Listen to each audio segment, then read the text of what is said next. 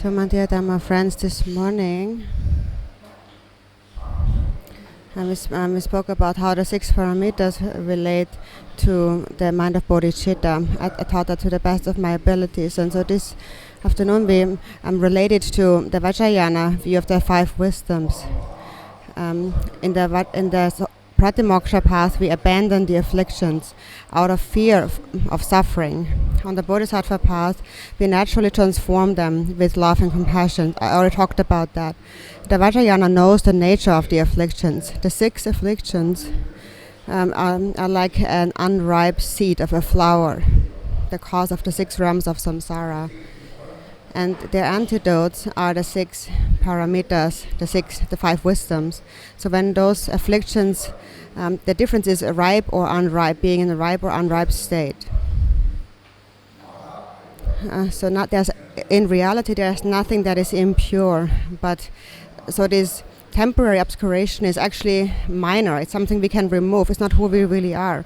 All sentient beings possess Buddha nature, and within that nature, naturally the 5 qualities of the 5 wisdoms are complete. So in the context of the Vajrayana path, as a result, one attains the realization of self and other being non-dual.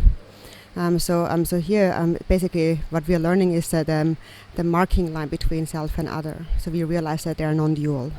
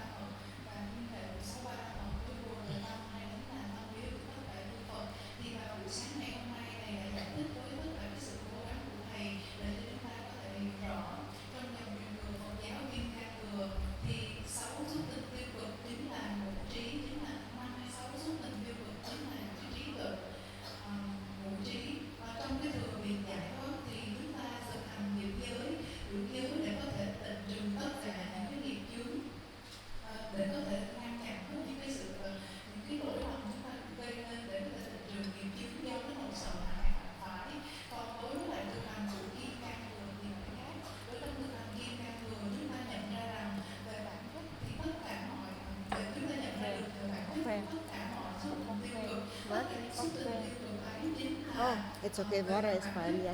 Thank you.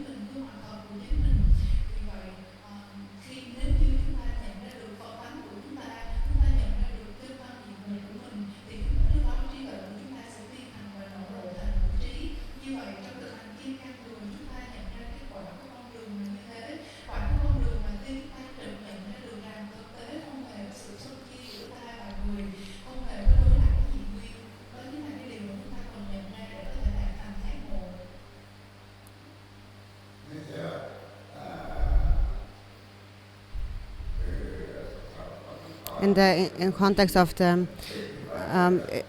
Pratimoksha and Bodhisattvas, we first learn about the 4 immeasurables. The first immeasurable love, then compassion, and then joy, and then equanimity. So according to the Vajrayana path, there are 4 yogas. As we progress in realizing the nature of the mind, there's 4 steps. When true immeasurable love arises, self and other are realized as non-dual. First, you only think about others. Throughout the 6 periods of day and night, you only have a mind that wishes to benefit others. And then also, based on this mind, you engage in the practice of shamatha and vipassana. The nature of vipassana, the nature of mind, is the 3 kayas and 5 wisdoms. So first, when you cultivate love and compassion for others, the self disappears. And then when you look at those others that you feel compassion for, they also do not really exist. So in this way, wisdom increases and the mind merges with space. And at that moment, when you practice shamatha and vipassana, and you look at the mind with a clear awareness and you see a non-duality of self and other, you realize the nature of the Vajrayana. It is when you realize the non-duality of self and other. So in an instant, then, there's no more thought or grasping in the mind of a duality. So those seeds of the three kayas are actually complete within one's own mind. The empty essence is the Dharmakaya. Within the mind there is no duality of self and other. It is like vast space. It is empty. That is the empty awareness. Then that's the Dharmakaya. So then you realize that Buddhas and sentient beings all have a single basis of mind. And then there's also a clear awareness that always remains. So what is it now, this clear awareness? Whatever thought arises, there's this consciousness that experiences all these thoughts. So for as long as you perceive a duality of self and other, we call it the ordinary consciousness. It is when we project outward and don't look at our own true nature. That's what we call the ordinary consciousness. So the consciousness is projected outward and it discerns various objects. So first, from that level, one eliminates the thought of self by thinking about others. And this is how the ice block of self-grasping is melting. So this is the naturally clear awareness when you clearly know that self and other do not exist separately. According to the practice blessing lineage, consciousness then transforms into primordial wisdom. According to the scriptural teachings, there's many different levels of the path. However, Milarepa, from the perspective of the practice, he said that consciousness is transferred or becomes primordial wisdom. So you look at this again and again. So when you look at the consciousness again and again, there always is this clear awareness. However, you see a duality of self and other. So when you do not see self and other as separate any longer, this mind that does not experience a duality of self and other, that has been always there. That's why we call it primordial. It will always be there in the future, just like space. It is beyond birth and death, without change. So this is when you open the door, the gates to primordial wisdom. It has been there since primordial times, and it is all-knowing. That is why we refer to it as wisdom.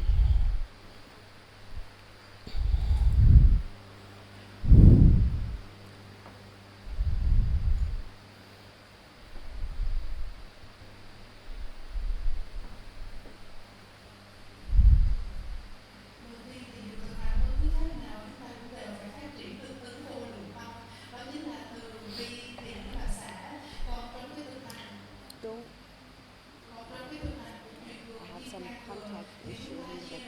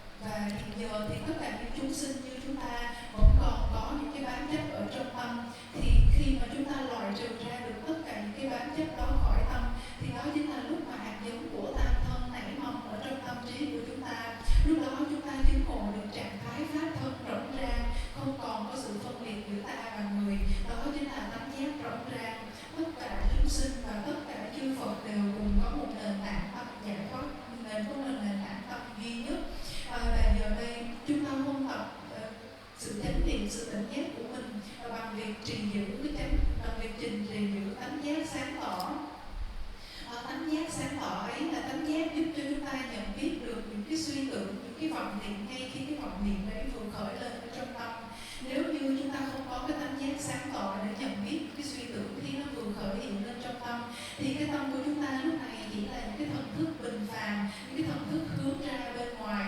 Chúng ta chạy theo những cái hình tướng vọng tưởng bên ngoài, chúng ta gọi đó là những cái thần thức bình phàm. Cái thần thức bình phàm này hướng ra bên ngoài và cũng còn có những cái sự bám chấp vào cái sự phân biệt rằng là ta và người là khác. Chính cái sự thần thức bình phàm này nó làm cho tâm trí của chúng ta đông cứng lại, không có tan chảy ra thành nước, và như vậy không có chứng ngộ được bản tánh của tâm. Về khởi thủy thì tâm này của chúng ta là vô về vô thủy thì tâm này của chúng ta luôn luôn có một cảm giác sáng tỏ, giúp cho chúng ta nhận biết được tất cả những cái suy tưởng khi nó vừa khởi lên trong tâm. Trong cái dòng truyền thừa thiền định gia trì thì thần thức ấy khi mà đã tịnh trừ được tất cả những ô nhiễm sẽ được chuyển hóa thành trí tuệ bản nguyên hay là trí tuệ bản lai. Đó chính là con đường của sự thực hành. Con đường của sự thực hành nhằm một mục đích chuyển hóa thần thức bình phàm thành trí tuệ bản nguyên. Tại sao chúng ta lại gọi là bản nguyên? Bởi vì từ khởi thủy tâm của tâm ấy đã ở với chúng ta, không sinh không diệt. Khi mà thần thức của chúng ta chứng ngộ được rằng là hoàn toàn không hề có đối đãi nhị nguyên, hoàn toàn không hề có sự phân biệt giữa ta và người, thì khi ấy trạng thái tâm của ta cùng với tất cả chúng sinh đều là một. Tâm ấy luôn luôn ở đó cùng với chúng ta, siêu vượt không gian thời gian, siêu vượt sinh tử, không đến cũng không đi. Chính vì lẽ đó cho nên tâm ấy là nguyên thủy, tâm ấy là bản lai. Khi chúng ta chứng ngộ được điều đó thì xem như chúng ta đã mở được cánh cửa hướng đến trí tuệ bản lai. Và cái trí tuệ ấy đã ở với chúng ta từ thời nguyên thủy, cho nên nó được gọi là bản lai. Còn trí tuệ ấy là trí tuệ toàn tri, đó là vì sao chúng ta gọi là trí tuệ bản lai.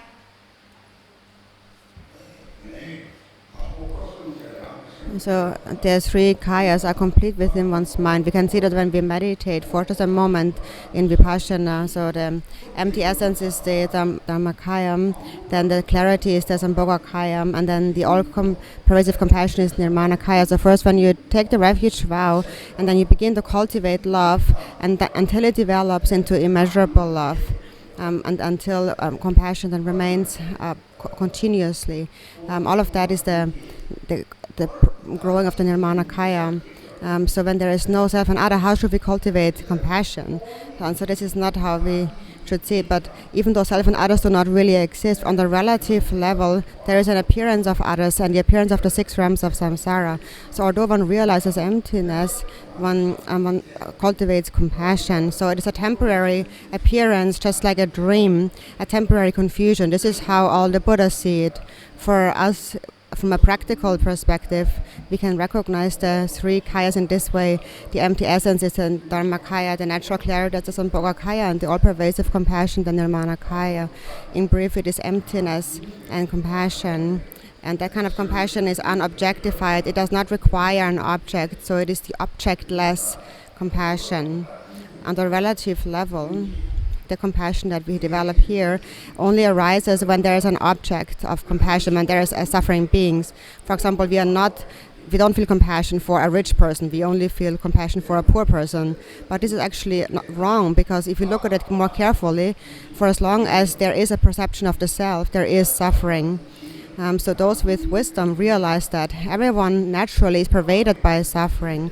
So therefore they develop an unobjectified, unconditioned compassion. Emptiness and compassion are not separate. So it is emptiness with compassion at a core. And so this is what, from this arises the Sambhogakaya and Nirmanakaya, from this union of emptiness and compassion. And this all-pervasive great compassion, there's this prayer of I supplicate to Chenrezig with unobjectified compassion. It refers to this nature that is empty and pervasive and pervades all beings with compassion. So if in your practice you develop great love and compassion, you become aware of all the suffering, subtle and coarse, of all sentient beings. Even the slightest thought arising in your mind, you recognize that this is the very cause of suffering.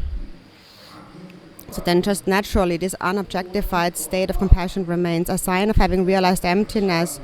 Actually in the text there are many different qualities or signs that are being explained, but really from a practical perspective, and true unobjectified compassion arises, that is the sign of having realized emptiness. This is what my own root gurus have taught me, and this is really corresponds to the truth. So this there's no need to actually ask anyone about your level of realization. There is so much to be explained about the different levels, bhumis and the paths, and that's very difficult to understand. But in brief, if you really cultivate great compassion, that's a sign of having realized emptiness. So we do have a little bit of love for sentient beings. So that's the essence, and this kind of love then remains effortlessly at all times. So this is the emptiness that has compassion at its core, and from this the qualities of Nirmanakaya and Sambhogakaya arise. So this is the nature of the Buddha, the omniscient mind. However, one's own mind has the same nature. If you also cultivate great compassion for beings, the essence of your compassion and the Buddha's is the same. We say that the Buddha has already accumulated merit throughout 3 endless aeons, and due to his kindness, we can realize it in a much easier way.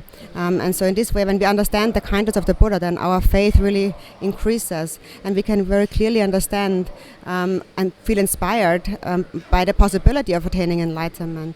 And the Buddha knows all the. Now it begins with a small thought of love. Everyone possesses that. And on a subtle level, we can understand that, even though on the vast level it is very difficult to understand. But at least on a small level, from our perspective, we can understand that. And this is what my own root guru had taught me.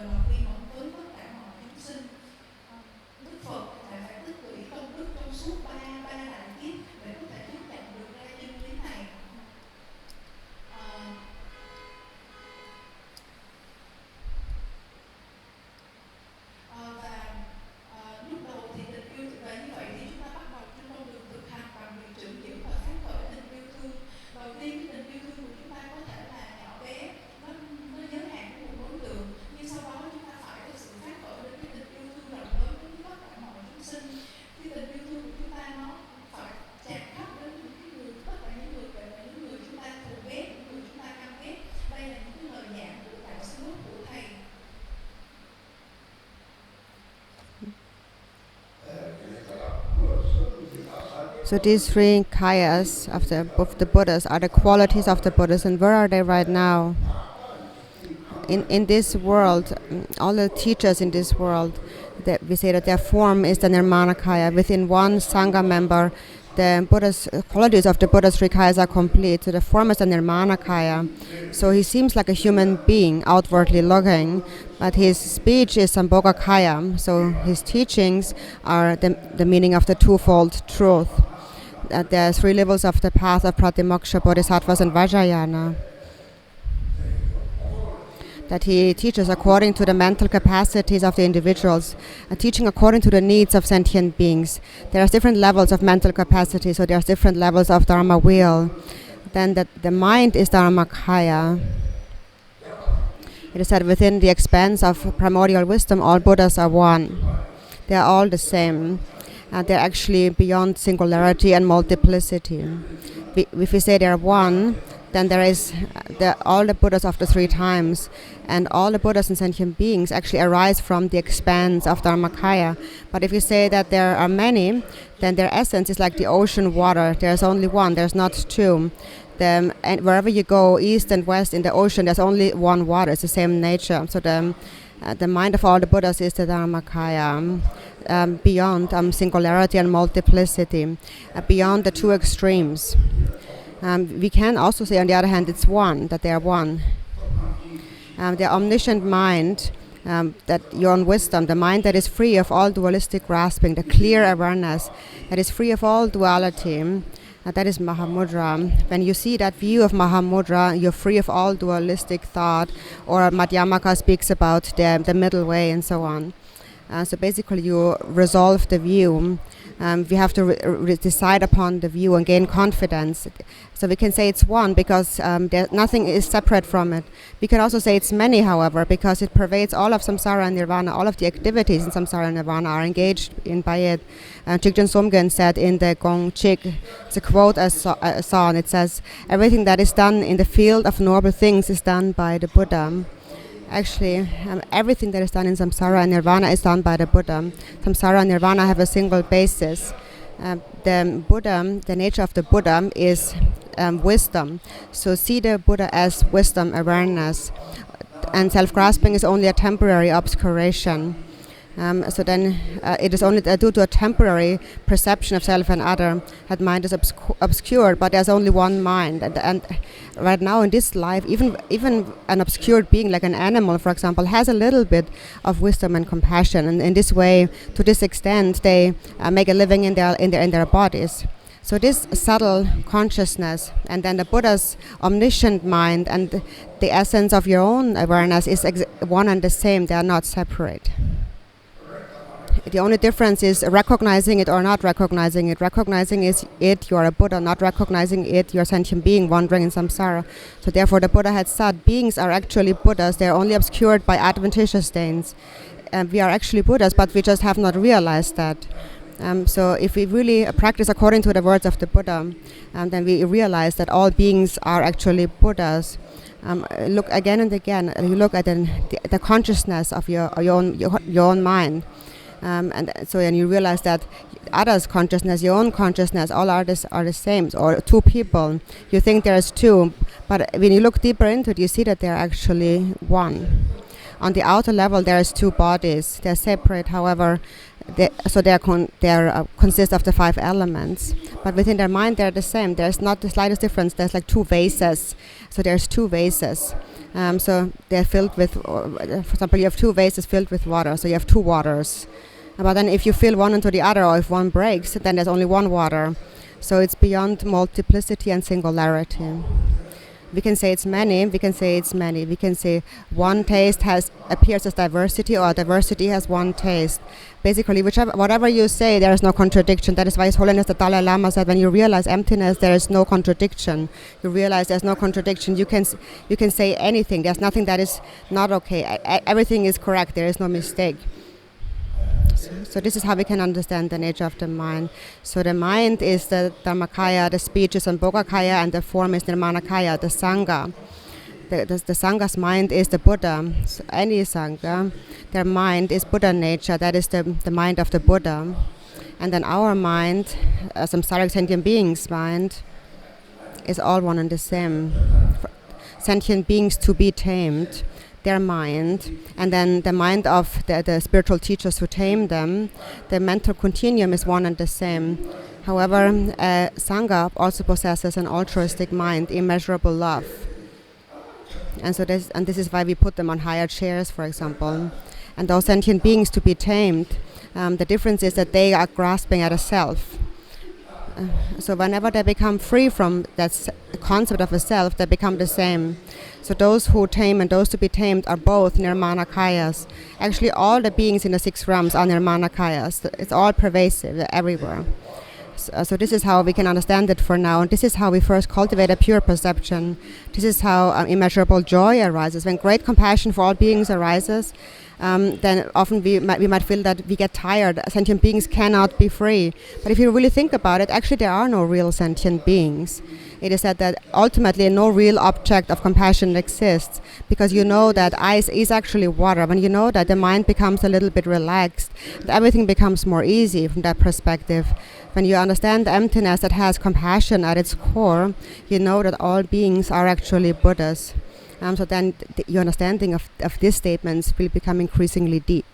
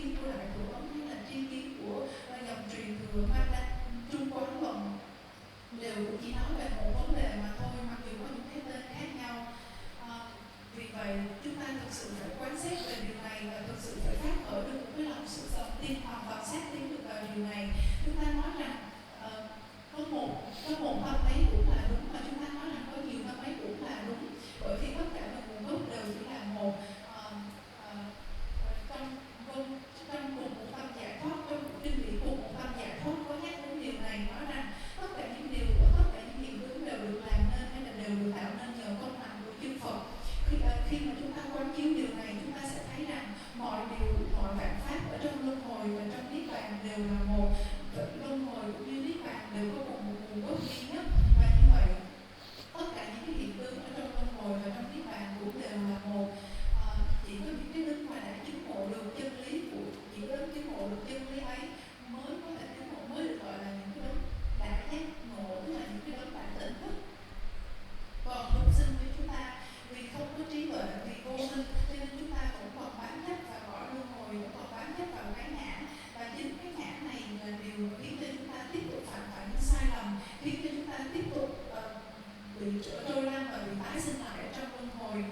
Khi mà chúng ta quan sát về chúng sinh trong sáu cõi, ví dụ chúng ta hãy thấy một con vật, dù là cái bộ con vật nó có nhỏ như thế nào thì trong cái con vật đó nó cũng có được một chút xíu của tình yêu, của cái lòng kiên mẫn và trí tuệ. Nhờ có được một cái chút xíu lòng kiên mẫn và trí tuệ đó cho nên con vật ấy thực sự mới có thể sinh sống, mới có thể kiên an, vân vân. Vì vậy cái trạng thái của chúng ta, cái trạng thái tâm vi tế của chúng ta cùng với cái trạng thái tâm toàn tri của Đức Phật là thực tế chỉ là một mà không có sai khác. Khi mà chúng ta chứng ngộ, trong Phổ Hiền Hạnh Địa Vương có nói rằng nếu như chúng ta nhận ra được điều đó, chúng sinh trở thành Phật. Nếu không nhận ra được điều đó, chúng sinh vẫn tiếp tục là chúng sinh trôi lăn trong luân hồi. Vì vậy chúng ta phải thực sự tin tưởng một điều rằng tất cả mọi chúng sinh đều chính là Phật. Mặc dù hiện giờ chúng ta chưa nhận ra được điều đó do chúng ta cũng còn bị che chứa bởi những nghiệp quả, bởi những cái tư tưởng và xúc tính tiêu cực. Vì vậy trên con đường thực hành giáo pháp, chúng ta thực hành tri kiến thanh tịnh, rằng nhận biết được tất cả mọi chúng sinh đều là Phật, và tâm của chúng sinh cùng với tâm của Phật, cùng với tâm của tất cả mọi người khác đều là một. Hiện giờ chúng ta nhìn thấy có hai con người ở bên ngoài và chúng ta nghĩ rằng hai người này là hai người khác nhau. Thế nhưng nếu như mà chúng ta thật sự quan sát sâu hơn, thật sự quán chiếu sâu hơn, thì chúng ta sẽ nhận thấy rằng ở một mặt tột cùng thì hai người ấy chỉ là một mà thôi. Mặc dù hiện bên ngoài là hai cái thân tướng khác nhau và chia tách nhau, thế nhưng cái thân này được tạo thành bởi những ngũ đại giống nhau, không có sai khác. Điều đó cũng tương tự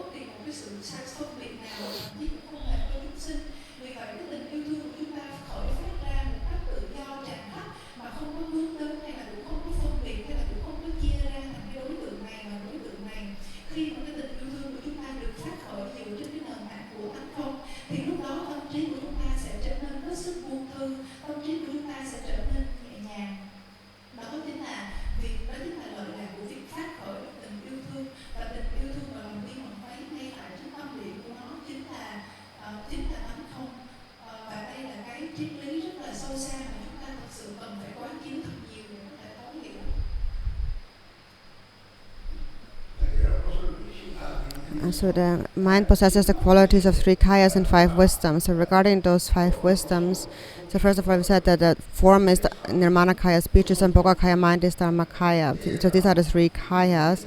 And then there's also enlightened qualities and activities. And so these 5 then together are the 5 wisdoms. And then these are connected naturally to the 5 outer elements, also one's own inner body's 5 elements, and within one's own mind the 5 afflictions are connected to it as well. So when the 5 afflictions ripen, they ripen into the 5 wisdoms. In an unripe state, we have the 6 afflictions, like for example desire and greediness lead to birth as a hungry spirit or as a human being. So when these ripen anyways, they are the 5 wisdoms, and their nature are the 3 kayas. So therefore all 6 realms of samsara have the nature or do not transcend the expanse of the 3 kayas. So how do they have the nature of the 3 kayas? It's because on the basis, but by nature they are actually pure. Everything that's impure is only a temporary state. The 6 afflictions. So anger is condensed in jealousy. Ignorance is condensed in pride. Then attachment.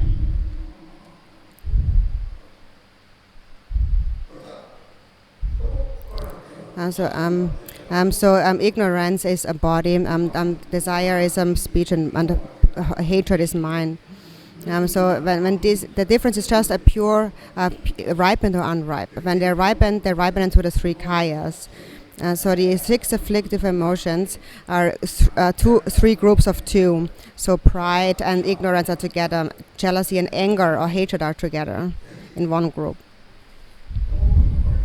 And so ignorance is animal, for example.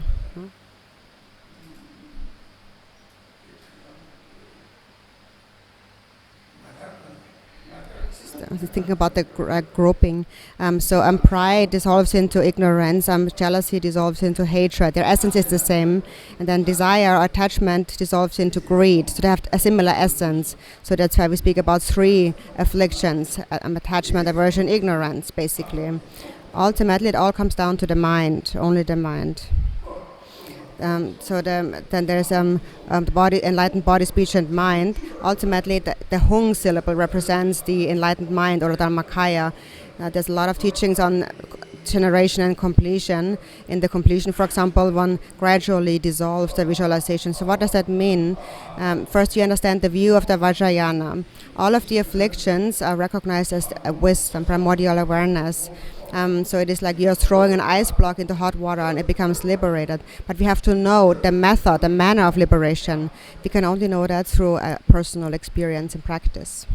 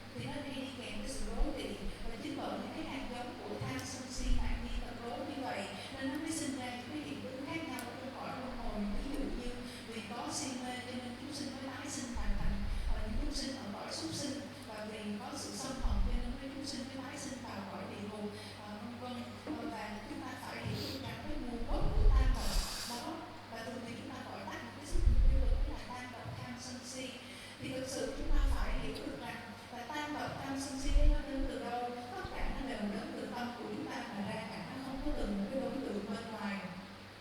Và như thế khi mà chúng ta chứng ngộ được trạng thái tâm thanh tịnh thì lúc đó thân khẩu và ý của chúng ta cũng chính là thân khẩu và ý giác ngộ. Khi đó trạng thái tâm của chúng ta chính là trạng thái của pháp thân. Và trong thực hành kim cang thường thì chúng ta thường hay có giai đoạn hai giai đoạn quán tưởng, giai đoạn quán tưởng sinh khởi và giai đoạn quán tưởng hòa tan. Trong cái thực hành quán tưởng hòa tan thì chúng ta hòa tan tất cả là một trạng thái tâm bản nhiên và chúng ta an trụ trong trạng thái tâm đó.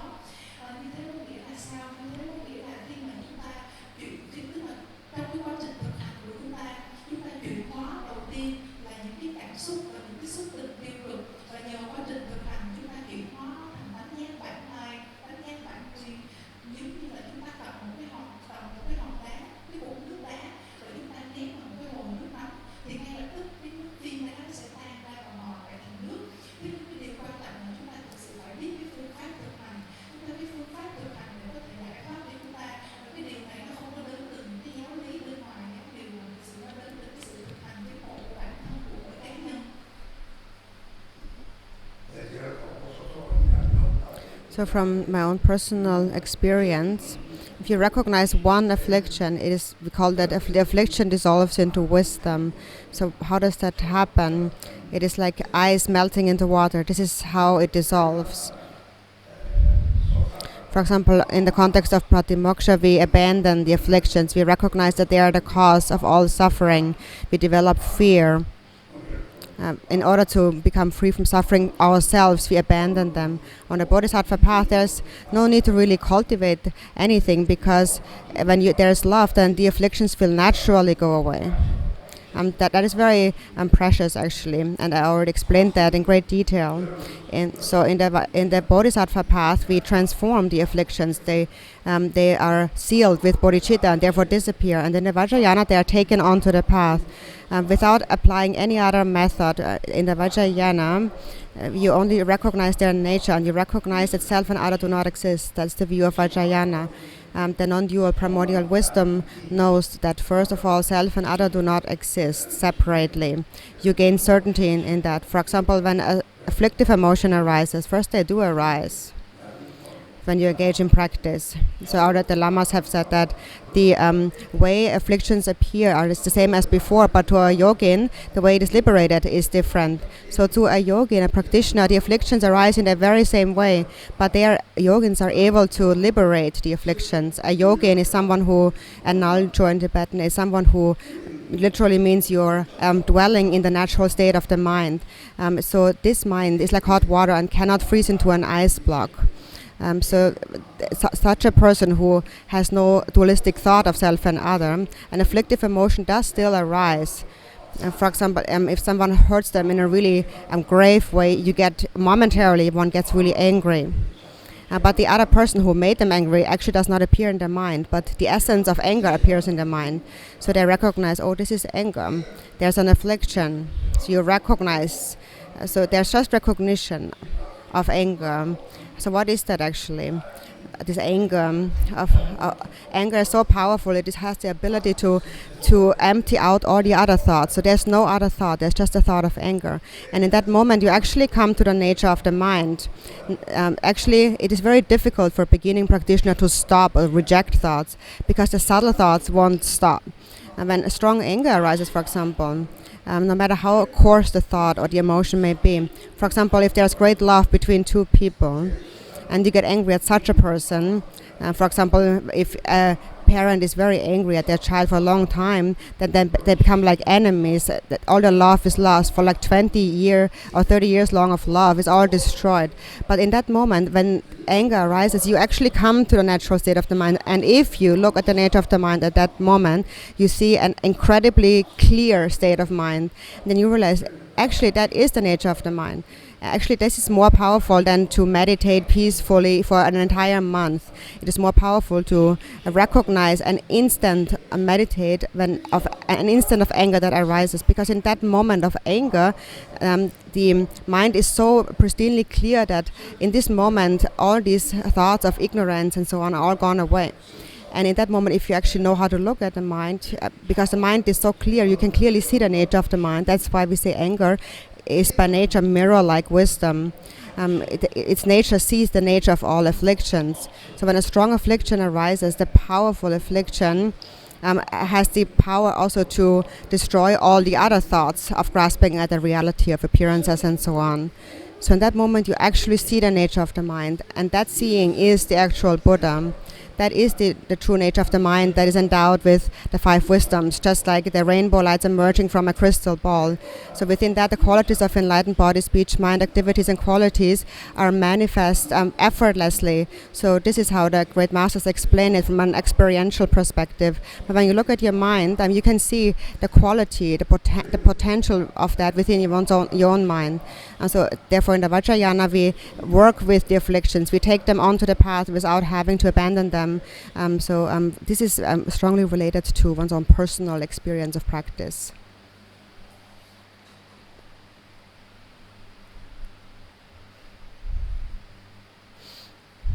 Và thầy cũng chia sẻ rằng với cái kinh nghiệm cá nhân của thầy thì khi mà chúng ta có thể chuyển hóa được một xúc tình tiêu cực thì chúng ta cũng sẽ chuyển hóa được những cái xúc tình tiêu cực khác.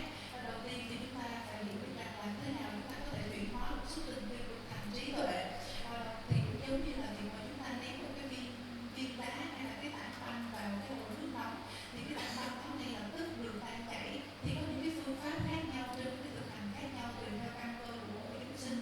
Đầu tiên trong thường bị giải thoát thì chúng ta thực hành bằng cách là chúng ta giữ giới để có thể loại trừ tất cả những cái nhân của khổ đau.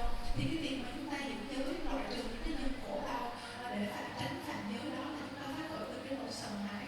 Chúng ta sợ phạm phải giới, chúng ta sợ gây ra những cái nỗi gây ra những cái nghiệp chướng, cho nên là chúng ta giữ giới để có thể tránh mình phạm phải điều ác, làm điều ác. Thì ở đây chúng ta loại trừ cái nhân của sự chấp ngã bằng việc trì giữ giới. Thứ hai, ở trong thực hành Bồ Tát thừa thì chúng ta trữ giữ tình yêu thương và lòng thiên mẫn, bởi vì chúng ta biết được rằng là khi mà tình yêu thương và lòng thiên mẫn đã phát khởi thì bằng một cách rất là tự nhiên chúng ta có thể chuyển hóa, bằng một cách rất là tự nhiên chúng ta cũng đã là giữ giới rồi, chúng ta cũng đem lại cái điều lợi lạc cho chúng sinh khác thông qua những cái hành thực hành của mình. Và thực hành của mình thì lúc nào cũng thấm đậm tình yêu thương và lòng thiên mẫn. Còn trong thực hành kim cang thừa, ở đây chúng ta đem tất cả những cái sự xúc tình tiêu cực, chúng ta đem hòa quyện vào cái con đường thực hành pháp. Ở đây không có phương pháp gì khác ngoài chứng ngộ rằng ta và người thực chất là không có sai biệt, và đó chính là trí tuệ bản nguyên. Trí tuệ bản nguyên là một trí tuệ đã có thể chứng ngộ được, là trí tuệ bản nguyên là một trí tuệ nhận biết ra được rằng ta và người là không có thực sự tồn tại, không có thực sự sai khác. Chúng ta cần phải thật sự hết sức xác tin vào điều này, thật sự chắc chắn về điều này. Đối với một cái vị lạc ma hay là đối với một cái vị yogi mà đã thành tựu và đã chứng ngộ thì thật sự là trong cái dòng tâm thức của ngài, những cái xúc tình tiêu cực nó còn nổi lên giống như chúng ta không có gì khác. Nhưng cái cách khác nhau ở đây là cách mà các vị lạc ma giải thoát những cái cảm xúc tiêu cực đó. Ví dụ khi một vị lạc ma khi mà trong tâm thức của họ cũng có những cái suy nghĩ, cũng có những cái vọng tưởng nổi lên, nhưng một vị yogi trong tiếng Tạng là Nandro, và Nandro có nghĩa là an trụ trong trạng thái bản tâm, thì cái vị ấy hoàn toàn có thể giải phóng được cái xúc tình tiêu cực của mình ngay khi nó vừa phát khởi. Thì điều đó cũng giống cái dòng tâm thức của chư vị cũng giống như một cái mặt hồ mà không thể nào đông đặc vậy được, bởi vì cái vị ấy đã không còn tâm chấp ngã. Còn về mặt thực tế thì tâm của các vị vẫn có những cái xúc tình tiêu cực khởi lên đối với chúng ta, chỉ có cái sự khác nhau là các vị biết cách giải phóng những cái xúc tình tiêu cực đó. Còn đối với chúng ta là những cái chúng sinh vẫn còn có cái sự bám chấp vào bản ngã, vẫn còn có cái sự phân biệt ta người, thì khi mà xúc tình tiêu cực ấy phát khởi, chúng ta không có nhận biết được những cái xúc tình tiêu cực ấy, và dẫn đến vì vậy chúng ta để cho những cái xúc tình tiêu cực ấy điều khiển tâm trí của mình. Thầy tại đấy ví dụ giống như là một vị lạc ma, một vị yogi. Đối với một vị yogi, giả sử như có ai đó mà làm hại vị ấy một cái cách rất là kinh khủng, thì ngay vào cái phút giây đó, ngay vào cái sát na đó, thực sự cũng có một cái sự giận dữ phát khởi lên. Thế nhưng cái sự giận dữ này nó không phải là cái sự giận dữ hướng đến cái người ở bên ngoài, hay là cái người mà đã gây ra cái tội lỗi tai hại cho cái vị lạc ma đó, mà ngược lại ở đây trí tuệ của vị lạc ma ấy ngay lập tức nhận biết được rằng là có một cái sự xâm hận đang nổi lên ở trong tâm, và ngài đã nhận biết được cái tinh túy của sự xâm hận đó, và ngài nhận ra được điều đó. Như vậy thế nào là sự xâm hận và thế nào là tinh túy của sự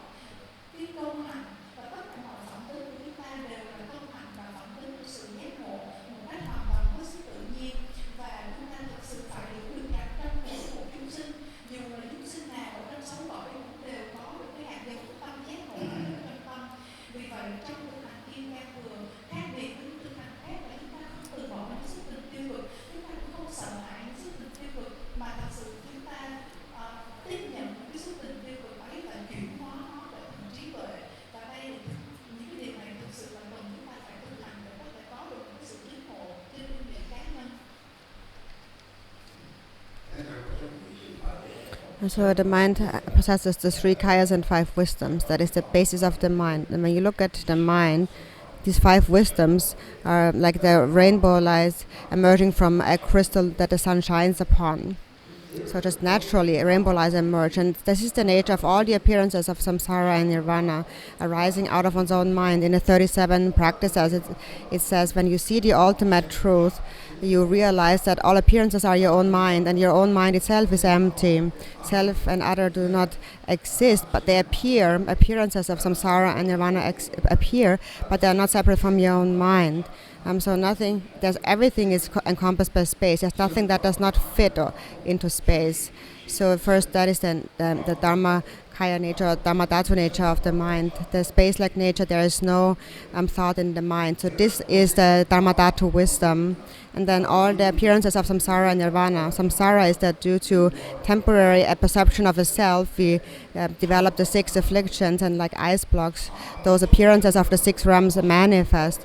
On the other hand, when bodhicitta arises, the Sambhoga Kayas, the endless pure lands possessing the 5 certainties of a Sambhoga Kaya, endlessly manifest. This possibility of manifold appearance is the mirror-like wisdom. And whatever appears, however, from the Buddha's perspective, there is no duality, it's all the same. It is only that with an impure perception we temporarily perceive things as suffering, as this and that. It is just like at night time water freezes into ice. But actually it is just, it actually all has one taste and only appears like an illusion. So to the Buddhas there is no dualistic thought. So that is referred to as the equanimity wisdom. And even though everything has an equal nature, still various things can appear. And that is realized by the discriminating wisdom. So this discriminating wisdom recognizes all thoughts, virtues and non-virtues, even the most subtle thoughts. The subtlest virtuous thought, it knows it is the cause of happiness, and the most subtle negative thought is the cause of suffering. So it recognizes that temporarily, like an illusion, the appearances of samsara and nirvana manifest in this way. So that's the discriminating wisdom. So this is very important. Emptiness has a radiance of compassion, because people may think that there's nothing there. Emptiness is not nothingness, but there is an all-pervasive radiance to that. So the Buddha actually possesses 2 kinds of knowledge, knowing things as they are and knowing all the things that exist. So this is what I have heard from my own teachers, and I'm giving you my own understanding on that. Buddhas realize that everything that appears and exists is impermanent, compounded, and like a ball of earth or dust in the end. Nothing truly inherently exists on its own self-sufficiently. So this is the first wisdom, that knows things as they are, the true nature of things. The second wisdom is that although nothing really exists, due to the temporary thoughts arising in the mind, due to cause and effect, things naturally manifest. Temporarily, Che Tsongkhapa had said when he taught the great levels of the path, also my own root gurus told me that they see interdependence clearly, but they do not they have no grasping at this is true or this is untrue. They see that everything arises temporarily, interdependently. So all the masters here can teach on that more extensively. I don't really know much myself. However, whatever arises is just like an illusion. And due to that, Buddhas develop great compassion. They know that when they only let go of self-grasping, then they will not suffer anymore. Then there is no more individual who suffers and no more separate suffering to experience. And so in this way, with great compassion, Buddhas can liberate sentient beings from suffering. For as long as you have a dualistic perception, you cannot really relieve others' suffering. But Buddhas, with omniscient wisdom, because they do not grasp at the duality, can liberate beings from suffering. And then there is the accomplishing wisdom. So naturally, all the appearances of samsara and nirvana naturally appear. For example, the pure lands are a natural manifestation of bodhicitta. So the point is that no one has fabricated them. They naturally manifest. And that realization is called the all-accomplishing wisdom. So in our mind, we can understand the 5 impure samsaric afflictions. And then each of those 5 afflictions can be combined with each other. For example, there is the anger of desire and the jealousy of desire and so forth. And then also when we attain a state of pure enlightenment, the 5 wisdoms can each be combined within each other. So you have 25 and so on. Then they multiply and you have infinite pure lands and so on. The afflictive emotions of sentient beings are 84,000. And also the qualities of the pure lands and the enlightened qualities of Buddhas are endless. But basically, once one has realized the nature of the mind, Milarepa had said, I do not see ordinary consciousness, I only see primordial wisdom.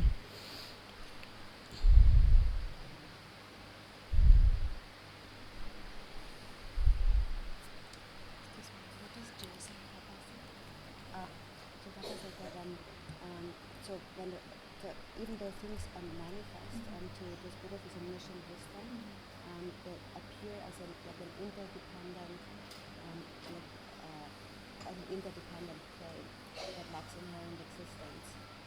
So even though things appear, they lack inherent existence.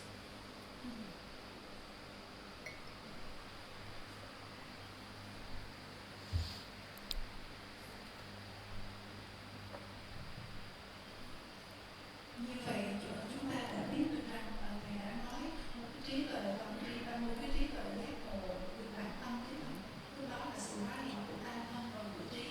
Như vậy tam thân và của trí chính là nền tảng của mọi tâm giác ngộ. Tâm giác ngộ của chúng ta đây cũng tưởng như là cầu vồng tỏa chiếu từ một cái quả cầu pha lê mà được ánh nắng chiếu rọi vào, thì khi đấy ánh nắng chiếu rọi vào quả cầu pha lê sẽ tỏa ra, ánh nắng chiếu rọi vào quả cầu pha lê sẽ tỏa ra được những ánh sáng cầu vồng hết sức là tự nhiên. Và chúng ta hiểu được rằng là có nhiều cái ánh sáng cầu vồng chiếu tỏa, thì tất cả những cái ánh sáng cầu vồng ấy đều có một cái xuất phát, đều có một cái nền tảng duy nhất của quả cầu pha lê ấy mà thôi. Và như vậy thì cũng tương tự, chúng ta biết được rằng là tất cả mọi cái tất cả mọi tinh túy hay là bản tánh của mọi sự vật ở trong luân hồi và niết bàn đều cũng là một. Trong 37 thuyết hành Bồ Tát đạo có nói rằng về mặt tuyệt đối, khi chúng ta đã chứng ngộ được mặt tuyệt đối thì chúng ta cũng chứng ngộ được rằng là tâm ấy hoàn toàn là rỗng rang. Mặc dù có những cái hiện tướng khác nhau ở trong của luân hồi, nhưng mà chúng ta hiểu được rằng là tất cả những cái hiện tướng ấy đều có chung một nguồn cội, là đều có chung một cái tâm rỗng rang. Và tâm ấy thì tràn khắp ở ba la tượng như hư không, không có điều gì mà không bao hàm, không có điều gì mà không hàm trú ở trong hư không ấy cả, không có điều gì mà không bỏ vườn ở trong hư không ấy. Và đó chính là trạng thái tâm bản nhiên tự hư không của pháp tánh. Hiện giờ tất cả những chúng sinh như chúng ta vẫn còn ở tại luân hồi, và chúng ta cũng còn có cái sự phân biệt giữa luân hồi và niết bàn. Đó là bởi vì chúng ta vẫn còn có cái sự bám chấp vào cái ngã, và chính bởi vì cái sự bám chấp vào cái ngã đó nó mới sinh ra 6 loại xúc tình tiêu cực.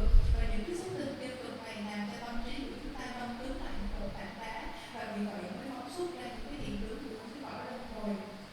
Và như thế thì Bồ Đề tâm chính là một cái sự hóa hiện, tâm Bồ Đề chính là sự hóa hiện của các cõi tịnh độ, tâm Bồ Đề chính là sự hóa hiện của các báo thân Phật, và những cái cõi tịnh độ với 5 phẩm tánh toàn giác.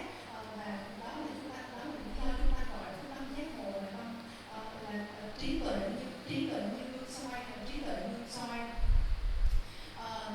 Những cái chúng sinh như chúng ta, bởi vì chúng ta có những cái sự phân chia rằng cái này là như thế này, cái kia là như thế khác, cho nên tâm của chúng ta vẫn còn đầy những cái điều thô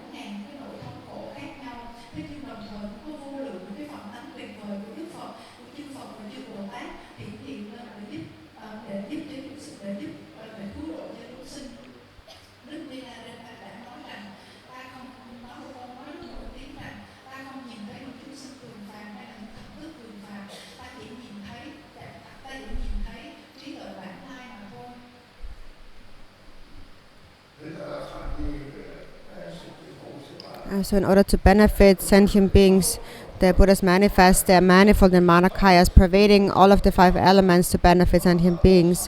So if you understand the view of the Vajrayana, you know that the Buddhas actually always act for our benefit. They never separate from sentient beings.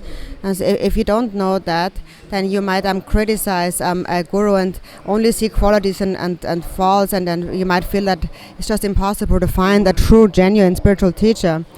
But so in any case, there's this liberation by seeing mantra. The Buddha had said in the Forceful Waterfall Sutra that one who sees this liberation by seeing mantra just once purifies the obscurations accumulated in 300 million aeons. So this is, the Buddha provided that for those who have no opportunity to engage in practice, humans, animals like dogs, beings without a body. If one person versed that, then anyone who sees that they benefit limitless beings. So on the outside you have liberation of seeing mantra according to the sutra vehicle.